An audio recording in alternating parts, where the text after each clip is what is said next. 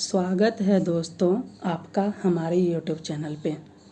दोस्तों, आज की इस वीडियो लेक्चर में हम करंट अफेयर से संबंधित टॉपिक को डिस्कस करेंगे।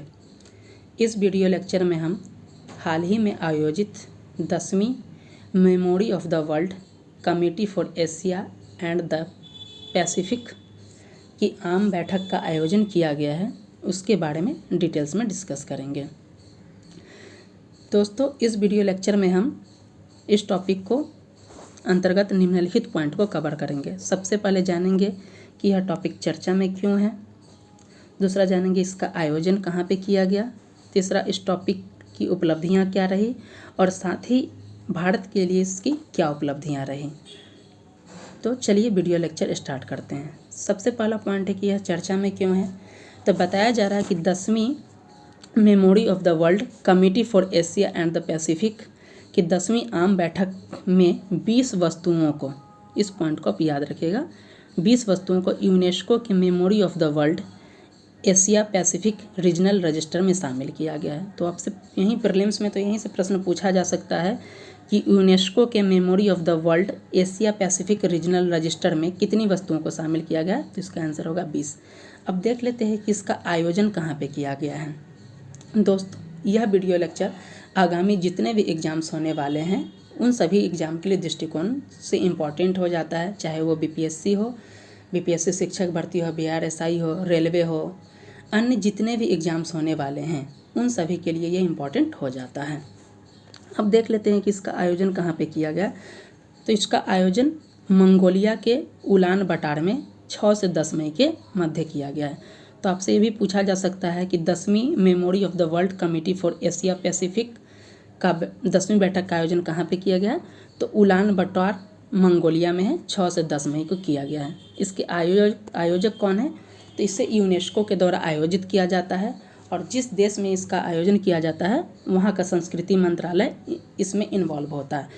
तो चूँकि ये 10वीं बैठक मंगोलिया में आयोजित किया गया है तो इसका आयोजन करता है मंगोलिया का संस्कृति मंत्रालय, मंगोलिया राष्ट्रीय आयोग और यूनेस्को।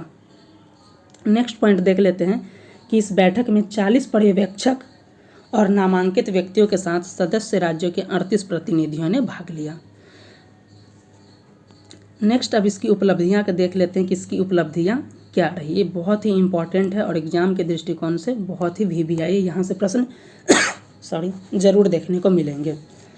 इसकी उपलब्धियां बताई जा रही है कि यूनेस्को के memory of the world Asia Pacific regional के 2024 चक्र में एशिया प्रशांत क्षेत्र की 20 वस्तुओं को शामिल किया गया। तो कितनी वस्तुओं को। तो स्टार्टिंग में ही हमने बताया कि इसमें 20 वस्तुओं को शामिल किया गया है। इन 20 वस्तुओं में से 3 वस्तुएं जो है ये भारत से शामिल किया गया। तो इस पॉइंट को भी याद रखिएगा कि कुल 20 वस्तुओं को शामिल किया गया, जिसमें भारत से 3 वस्तुएं शामिल की गई हैं। अब देख लेते हैं ये 3 वस्तुएं कौन कौन सी है जो भारत से शामिल होती हैं, क्योंकि प्रीलिम्स में यहाँ से प्रश्न जरूर देखने को मिलेंगे। तो बताया जा रहा है कि भारत से 3 वस्तुएं जो शामिल हुई हैं उनमें देख सकते हैं कि पहला है रामचरितमानस, दूसरा है पंचतंत्र और तीसरा है सहृदयलोक। इस तीनों पॉइंट को आप याद रखिएगा कि 10वीं बैठक में कुल 20 वस्तुएं शामिल की गई हैं, जिनमें भारत से 3 हैं। पहला है रामचरितमानस, दूसरा है पंचतंत्र और तीसरा है सहृदयलोक। आप यहाँ पे इस फोटो में भी देख सकते हैं, PIV का ये इमेज है। इसमें बताया गया है कि रामचरितमानस, पंचतंत्र और सहृदयलोक को इंक्लूड किया गया है 10वीं मोकैप के बैठक में। अब थोड़ा हम देख लेते हैं इन तीनों वस्तुओं के विषय में कि क्या इनके विषय में खासियत है। पहला है रामचरितमानस। इनके विषय में जान लेते हैं कि इसकी रचना गोस्वामी तुलसीदास जी के द्वारा किया गया था और ये अवधी भाषा में लिखी गई है। नेक्स्ट हम देख लेते हैं पंचतंत्र। दोस्तों, पंचतंत्र के बारे में कई भी एग्जाम्स देख सकते हैं। यहाँ पे बहुत बड़े प्रश्न पूछा गया कि पंचतंत्र के लेखक कौन है। तो विष्णु शर्मा के द्वारा यह बुक लिखा गया है पंचतंत्र, जो कि भारत के दंत कथाओं पर आधारित है। तो ये भी इम्पॉर्टेंट हो जाता है, प्रीलिम्स में आपसे पूछा जा सकता है कि पंचतंत्र के लेखक कौन है। नेक्स्ट हम देख लेते हैं सहृदयलोकन। सहृदयलोकन के लेखक कौन है। आचार्य आनंदवर्धन। ये भी इम्पॉर्टेंट हो जाता है, आपसे एग्जाम्स में पूछे जा सकते हैं। सहृदयलोकन के लेखक कौन है। तो आचार्य आनंदवर्धन है। दोस्तों, देख लेते हैं नेक्स्ट पॉइंट को। बताया जा रहा है कि रामचरितमानस, पंचतंत्र और सहृदय लोकन को यूनेस्को के memory of the world Asia Pacific regional में शामिल हो गया है। बताया जा रहा है कि यह समावेशन भारत के लिए एक गौरव का क्षण है, जिससे देश की समृद्धि, साहित्यिक विरासत और सांस्कृतिक विरासत की पुष्टि होती है। यह वैश्विक सांस्कृतिक संरक्षण की दिशा में हो रहे प्रयासों में एक कदम आगे बढ़ाने का प्रतीक है, जो हमारी साझा मानवता को आकार देने वाले विविध कथाओं और कलात्मक अभिव्यक्तियों को पहचानने और सुरक्षित रखने के महत्व पर प्रकाश डालता है।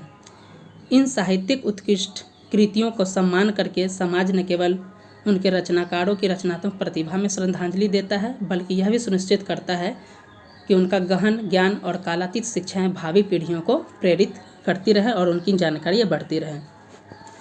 तो दोस्तों, ये बताया जा रहा है कि यह शामिल हुआ तो भारत के लिए बहुत ही गौरव का पल है, और ये एग्जाम्स में आने वाले प्रश्न भी यहाँ से पूछे जा सकते हैं। तो इस पॉइंट को आप याद रखिएगा कि 10वीं मोकैप की बैठक का आयोजन कहाँ पे किया है, तो मंगोलिया में किया गया है, और कुल 20 वस्तुएं शामिल, जिसमें भारत से 3 वस्तुएं शामिल की है। ये 3 वस्तुओं के बारे में आप जरूर याद रखें, प्रीलिम से प्रश्न पूछे जाएंगे। ये 3 वस्तुओं में कौन कौन है, तो पहला है रामचरितमानस, दूसरा है पंचतंत्र और तीसरा है सहृदय लोक। रामचरितमानस के बारे में आप जान रहे हैं कि इनके लेखक कौन है, तो गोस्वामी तुलसीदास है। वहीं पंचतंत्र के बारे में आपसे पूछा जा सकता है कि इसके लेखक कौन है, तो विष्णु शर्मा है। और सहृदय लोकन के है आचार्य आनंदवर्धन। तो दोस्तों, इस वीडियो लेक्चर में हमने 10वीं memory of the world committee for Asia and the Pacific के बारे में डिटेल्स में डिस्कस किया। दोस्तों, यह टॉपिक आगामी आने वाले सभी एग्जाम्स के दृष्टिकोण से इम्पॉर्टेंट है। दोस्तों, हमारे यूट्यूब चैनल पे 17वीं बीपीएससी, बिहार शिक्षक भर्ती, बिहार एसआई, इनसे संबंधित करंट अफेयर्स की तैयारी के अलावा हमारे यूट्यूब चैनल पे इंडियन पॉलिटी की भी तैयारी कराई जा रही है। तो आप हमारे यूट्यूब चैनल पे जुड़कर उसका लाभ उठा सकते हैं। इस वीडियो लेक्चर में इतना ही, मिलते हैं नेक्स्ट वीडियो लेक्चर के साथ।